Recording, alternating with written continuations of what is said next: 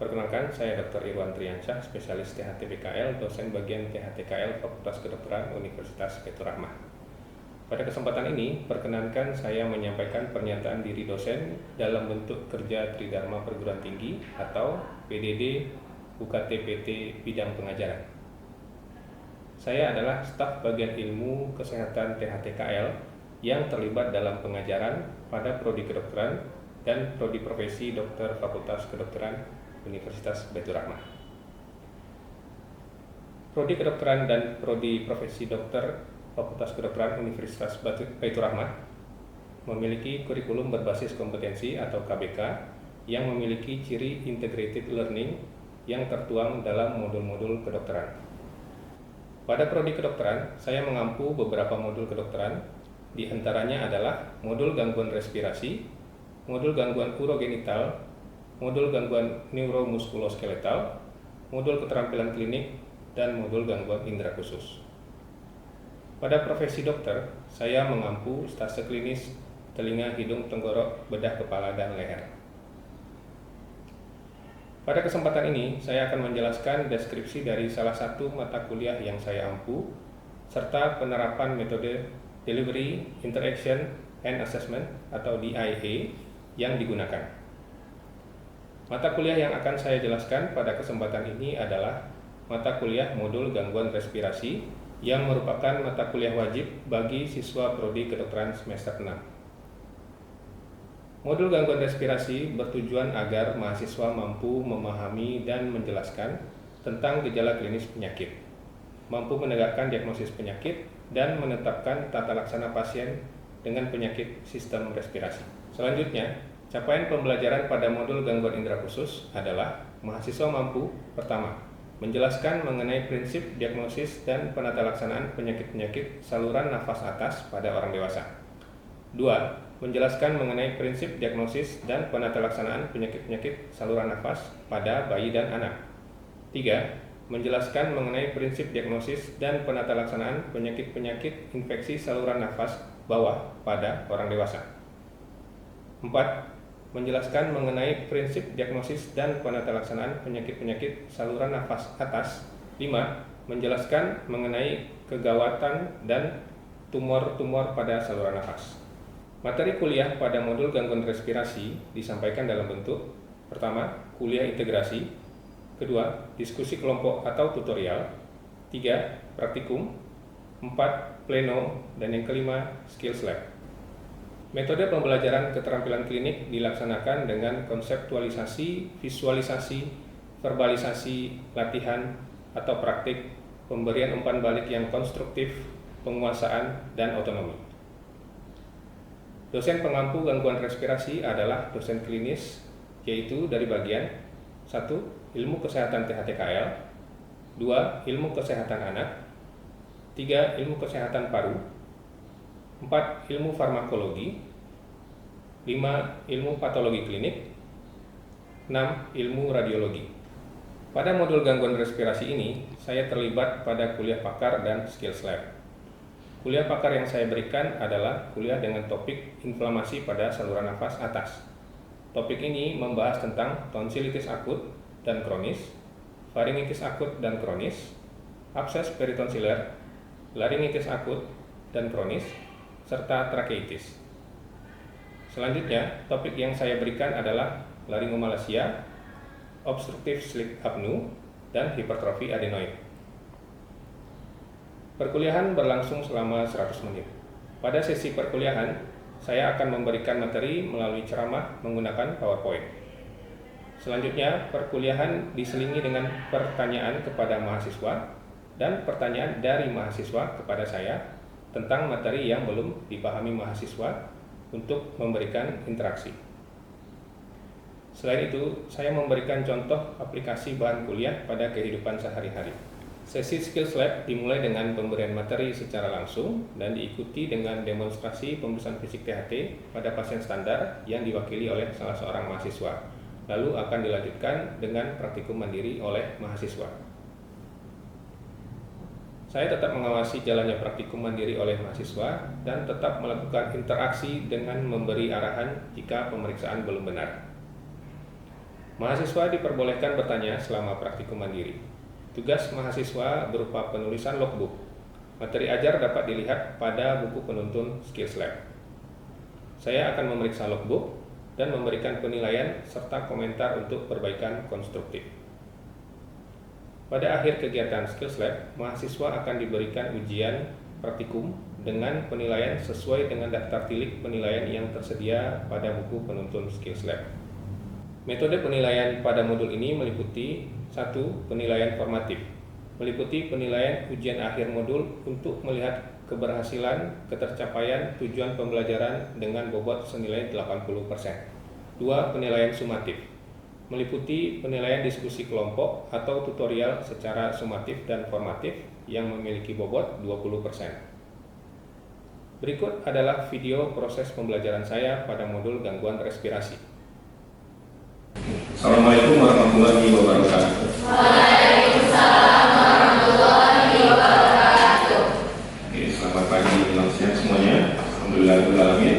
Syukur dibacakan kepada Allah Subhanahu wa Ta'ala. Kita masih diberikan kesempatan untuk bertemu dalam kuliah THT kali ini dengan judul konsil. Dan tak lupa salam beri salam sama kita ucapkan kepada junjungan kita Nabi besar Muhammad sallallahu alaihi wasallam. Allahumma shalli ala Muhammad. Oke. Untuk kuliah kali ini ada beberapa hal yang ingin kita capai, yaitu pertama, kalian sebagai mahasiswa mampu memahami dan menjelaskan etiologi penyakit pada organ yaitu tonsil, kemudian patogenesis penyakit pada tonsil, kemudian diagnosis pada penyakit pada tonsil.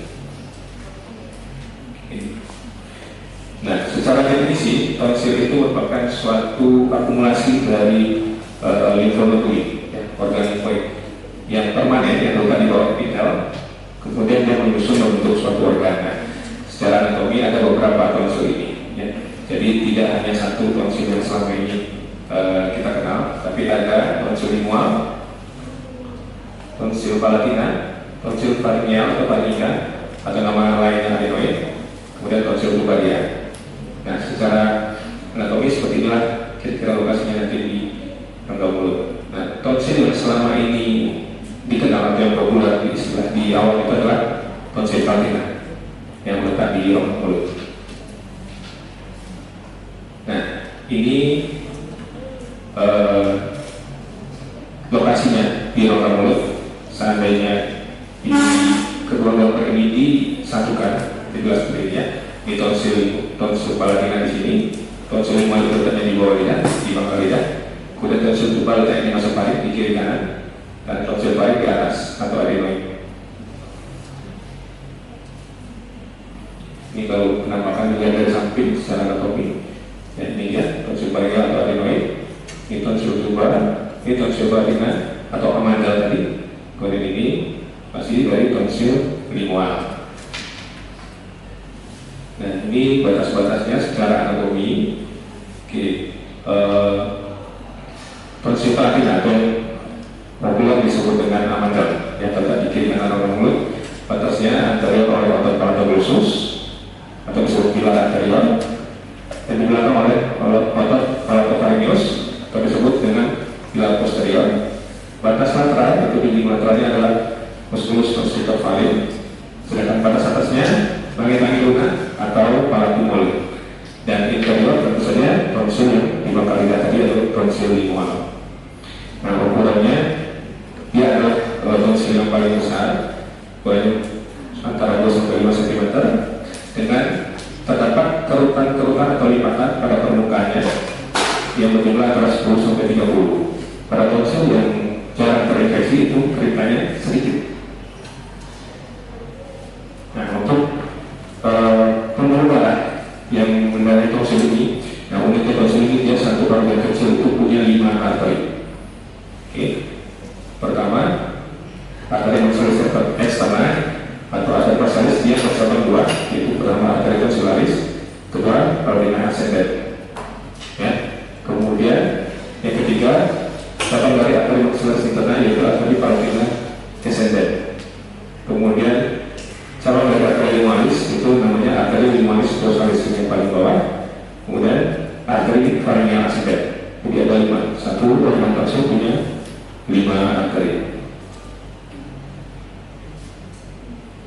Ini tonsil adenoid atau tonsil lainnya yang letaknya di nasofaring di atas ini, ya. Ini juga masalah infloid yang prolobus atau susun teratur, tapi berbeda dengan tonsil paradina tadi, dia tidak ada kriptulus dan letaknya tadi di belakang nasofaring itu juga bervariasi. Nah, tonsil adenoid ini merupakan dua jaringan limfoid utama, ya, yang terdapat di tractus aerodigesticulus. Keduanya terlibat dalam sistem imun lokal maupun sistemik. Dan untuk adenoid tadi juga bisa menjadi target organ pada stimulasi alergi yang juga bisa menyebabkan hipertrofi atau pembesaran. Oke, selanjutnya adalah tonsilitis bakterial. Nah, untuk tonsilitis bakterial ini, untuk etiologi yang terbanyak yaitu Streptococcus beta hemolithicus grup A. Ya, ini adalah yang terbanyak. Kemudian ada lagi oleh disebutkan karena Pneumococcus, Streptococcus viridans dan lain-lain. Nah, di sini detritusnya terlihat lebih banyak dibandingkan yang tadi, sehingga ada istilah tonsilitis follicularis. Gejalanya hampir sama, yaitu ada nyeri tenggorok, nyeri menelan, demam tinggi, kemudian disertai nyeri telinga atau otalia. Ya. Untuk pemeriksaan fisik, tonsil akan terlihat lebih besar atau membengkak, kemudian lebih merah atau hiperemis, terdapat detritus yang cukup banyak, kemudian bisa disertai pembesaran kelenjar kecak bening di daerah submandibula. Ya. Kemudian untuk tata laksananya, tentu kita harus memberikan antibiotik karena ini bakterial. Ya. Antibiotik yang diberikan seperti golongan penisilin, erythromycin, cephalosporin dan lain-lain. Kemudian berikan juga antibiotik untuk obat demam dan bisa untuk nyerinya juga. Nah, ini gambaran perbedaan antara tonsilitis yang disebabkan oleh bakteri dengan yang virus. Nah, ini bisa dilihat untuk yang bakteri itu detritusnya terlihat lebih jelas, ya, dan tonsilnya terlihat lebih membengkak, lebih besar, swollen dibandingkan yang viral. Viral itu lebih hiperemis, lumea. Sedangkan untuk tidak, pada tonsilitis bakterial itu biasanya terlihat lebih putih keabu-abuan atau istilahnya gray fury dibandingkan yang viral.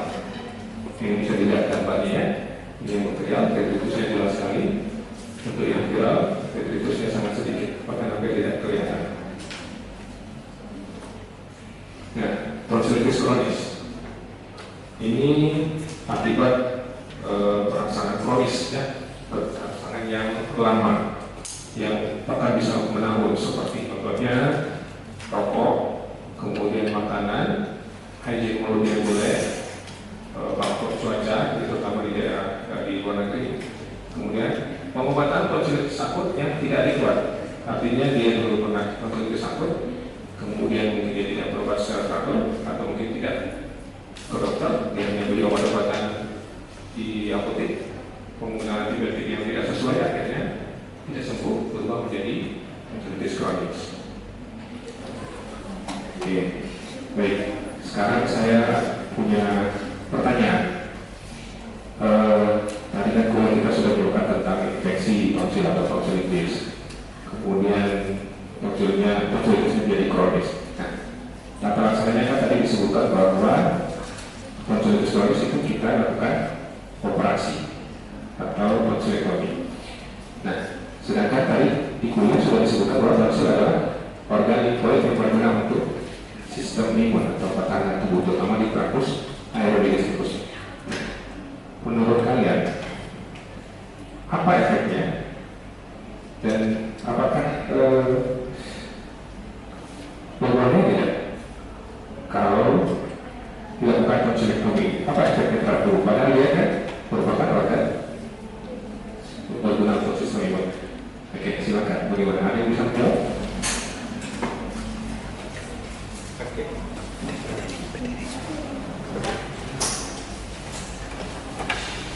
Baik Pak, izin menjawab. Jadi tidak ada Pak, karena itu bukan satu-satunya organ limfoid yang ada di kampus.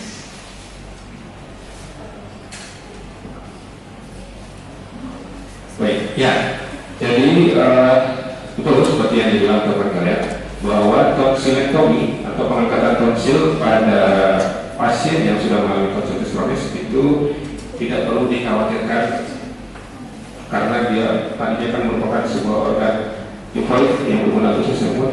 Betul, dia memang betul organ limfoid yang berperan dalam sistem imun, tapi bukan satu-satunya yang ada di tubuh manusia maupun yang ada di Lactose aerobigosaurus. Ya, masih banyak organ-organ limfoid yang lain. Ya, sedangkan tonsil aja tadi ada 5. Ya, tonsil palatina itu hanya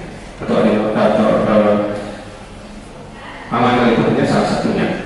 Ini sebenarnya Lactose aerobigosaurus itu juga masih banyak organ-organ limfoid lain yang berperan dalam sistem imun. Ya. Nah, apalagi tonsil yang kita angkat ini, yang kita lakukan tonsilektomi ini adalah tonsil yang sudah rusak, artinya yang sudah tidak menjalankan tugasnya lagi, yang sudah tidak berguna, bahkan dia menjadi sebuah lokal infeksi, ya, menjadi tempat terjadinya infeksi karena di sana terjadi penumpukan bakteri tadi.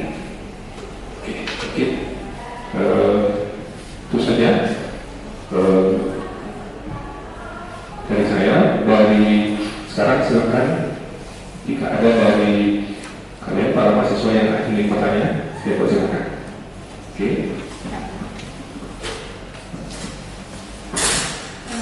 Izin dokter mau bertanya, apakah ada hubungan minum es dengan tonsilitis? Terima kasih.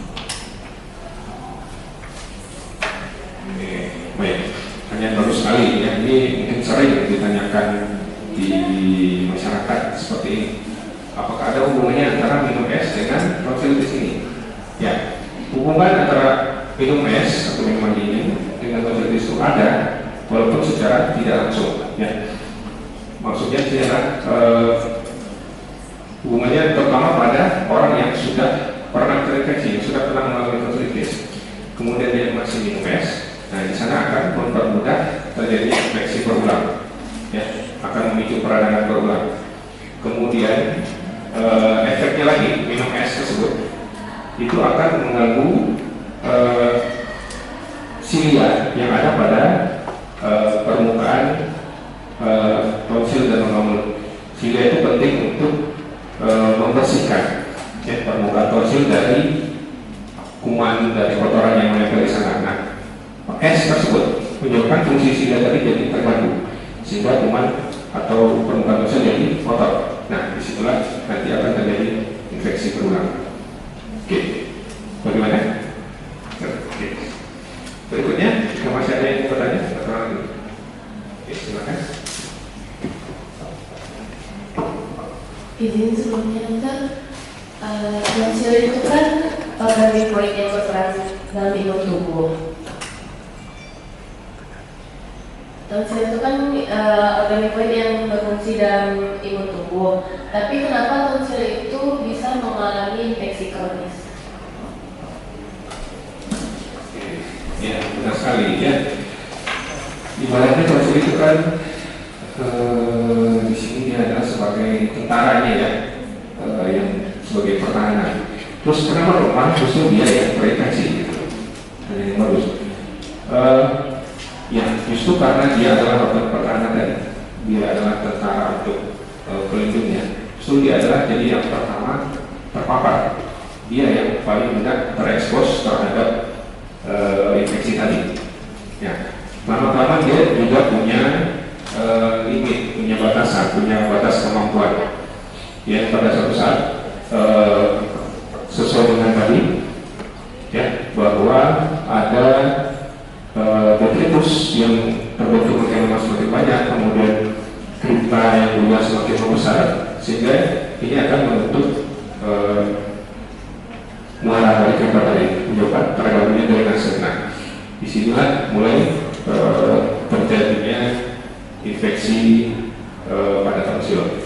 Nah, akhirnya tadinya dia justru berperan untuk pertahanan, sekarang yang berakhir di sini menjadi vokal infeksi, jadi media pertumbuhan kuman.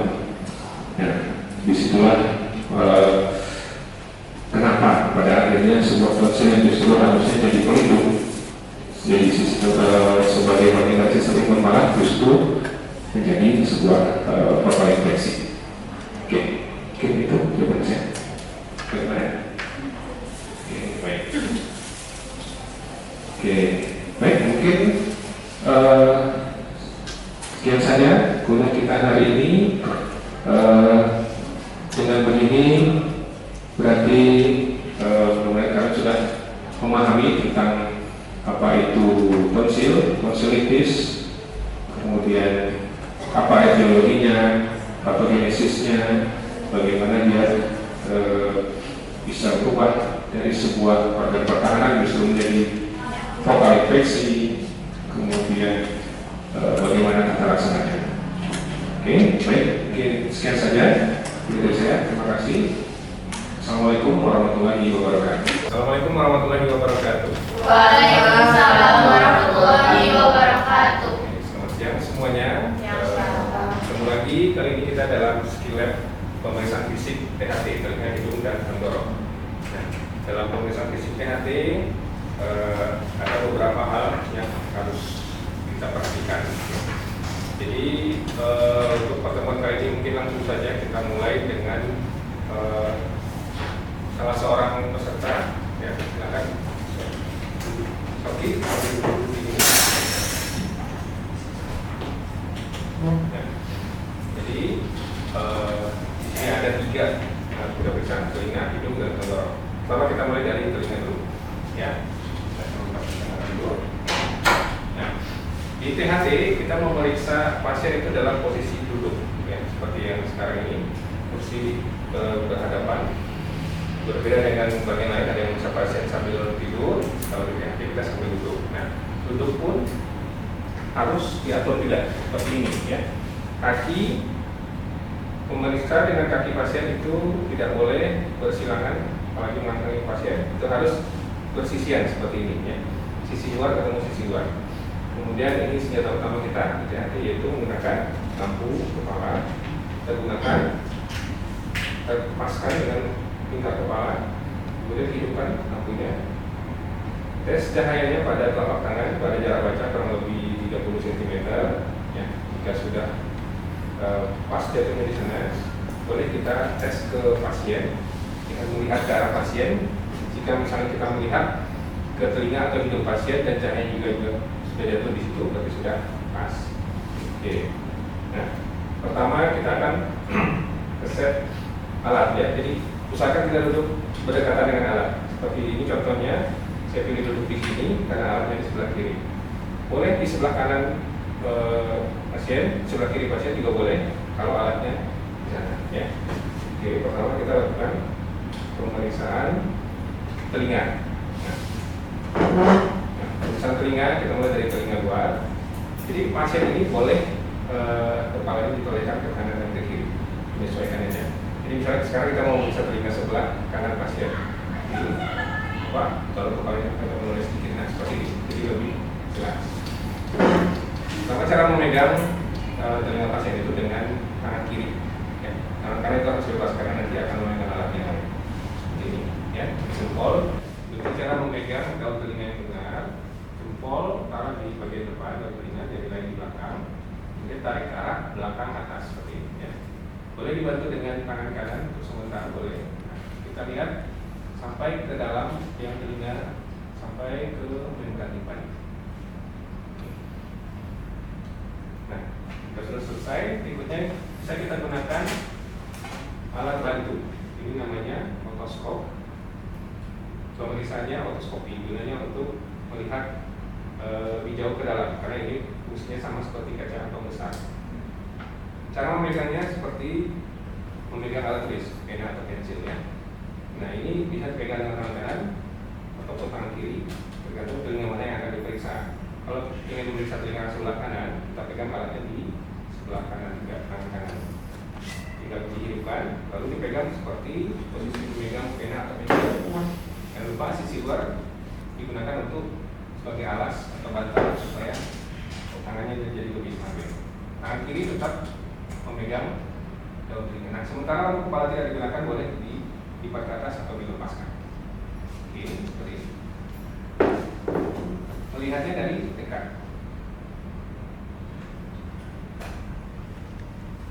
Nah, seperti itu ya. Nah, kalau untuk telinga sebelah kiri tidak perlu berpindah tempat, cukup minta pasiennya menggunakan badan dan kepala. Seperti ini. Nah, gantian telinga kita pegang dengan tangan kanan.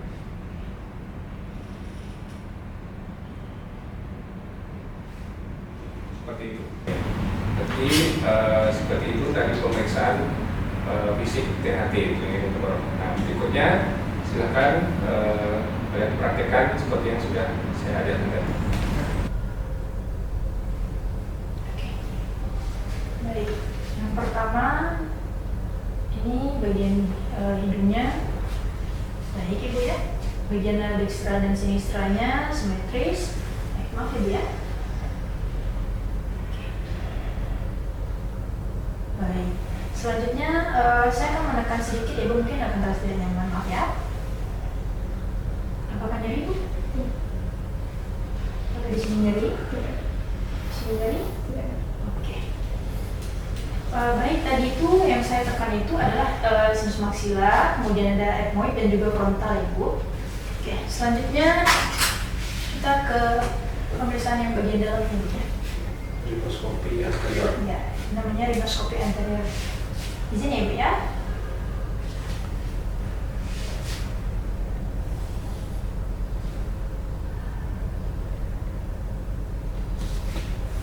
Oke.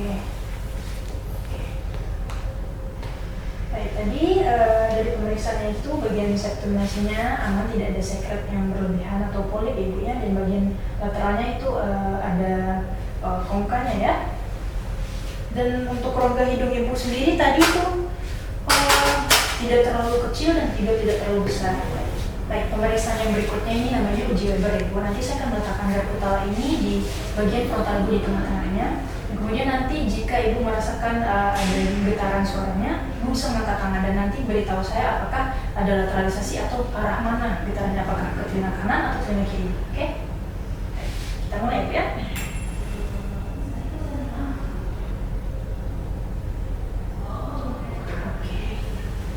Nah, yang ketiga, ini namanya uji sobah. Uji sobah ini nanti saya akan menggetarkan gaputalanya pertama di tulang mastoid saya. Nanti ketika getarannya hilang, saya akan menempelkan lagi di tulang mastoid Ibu. Nah, jika sama yang terjadi di saya hilang dan Ibu hilang, berarti itu normal ya Bu ya. Kita mulai.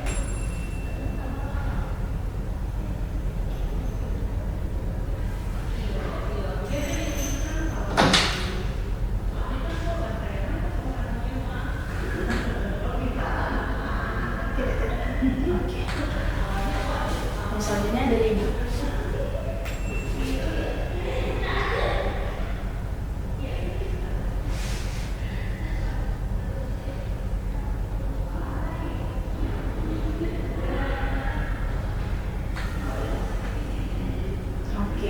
Jadi hasilnya sama ya Bu antara kita berdua. Berarti jadi bisa saya interpretasikan hasil pemeriksaan kita normal, bagus ya Bu, pendengarannya nih, nggak ada penurunan pendengaran atau sebagainya. Terima kasih ya Bu.